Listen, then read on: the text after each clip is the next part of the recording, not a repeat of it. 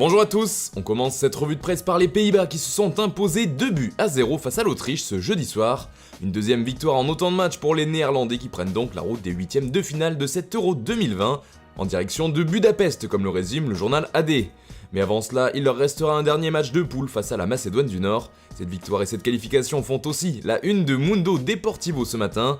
Mais cette fois, le quotidien préfère insister sur un joueur qui est attendu depuis plusieurs semaines du côté de Barcelone. Il s'agit bien sûr de Memphis Depay, auteur de l'ouverture du score face à l'Autriche sur penalty.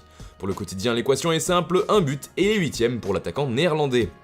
En France, Vincent Labrune fait la une de l'équipe. Aujourd'hui, le président de la LFP s'est livré dans une longue interview dans laquelle il est surtout revenu sur l'arrivée d'Amazon dans l'appel d'offres pour les droits de diffusion de la Ligue 1.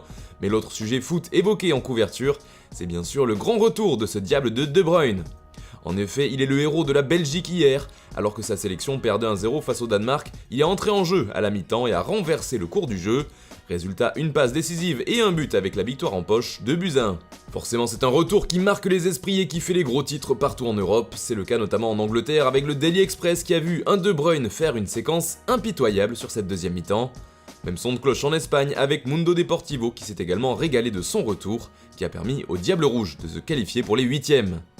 Le retour du roi De Bruyne fait aussi la une des pages sport du Manchester Evening News, mais ce qui nous intéresse ici, c'est l'info Mercato qui concerne Raphaël Varane. En effet, selon le journal local, Manchester United est passé à l'attaque pour le défenseur français, et pas qu'un peu. Les Red Devils auraient proposé un chèque de 50 millions de livres au Real Madrid, soit environ 58 millions d'euros, en échange de Varane. Proposition rejetée par la Casablanca qui en demande beaucoup plus. Le club de la capitale espagnole veut garder son défenseur à tout prix, surtout après le départ officiel de Sergio Ramos. Enfin, pas à n'importe quel prix puisqu'il se murmure dans les colonnes du quotidien anglais que le Real pourrait lâcher prise si une offre d'au moins 80 millions de livres arrivait sur la table des négociations. On parle ici de 93 millions d'euros. On reste de l'autre côté de la Manche avec l'Angleterre qui joue ce soir contre l'Écosse pour le deuxième match de poule de l'Euro. Un adversaire particulier pour les Three Lions, mais selon The Sun, c'est tant mieux puisqu'Harry Kane est encore meilleur face à l'Écosse. Cela fait écho aux propos de l'attaquant anglais en personne qui avait prévenu son futur adversaire, expliquant qu'il n'était jamais aussi bon que contre les Écossais. La rencontre à venir fait aussi réagir dans les pages du Daily Mirror ce vendredi. Le tabloïd préfère mettre en avant les propos du sélectionneur Gareth Southgate à propos de Christian Eriksen.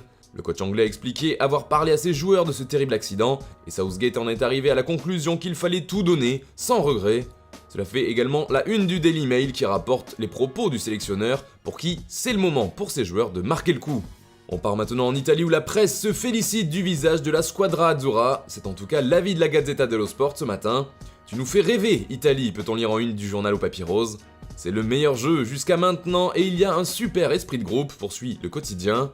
Même si pour la Gazzetta, la France est plus forte, mais elle peut être battue comme la Belgique. L'équipe nationale fait aussi la couverture de Tuttosport ce vendredi qui évoque un boom de l'Italie, mettant en avant la grosse audience télé du dernier match remporté 3-0 contre la Suisse, devant 15 millions de téléspectateurs.